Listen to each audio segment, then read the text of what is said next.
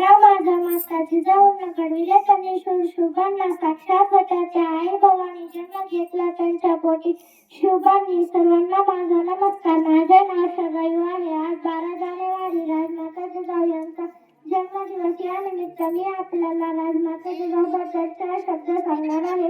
हिंदवी स्वराज्याचे संस्थापक छत्रपती शिवाजी महाराज आणि प्रतापगड संभाजी महाराज या 2 छत्रपतींना घडवणाऱ्या आदर्श राजमाता जिजाऊ होत्या. त्यांचा जन्म 12 जानेवारी 1598 रोजी बुलढाणा जिल्ह्यातील सिंदखेड राजा या गावी झाला. त्यांच्या वडिलांचे नाव लखुजीराव जाधव व आईचे नाव म्हाळसाबाई उर्फ गिरजाबाई हे होते.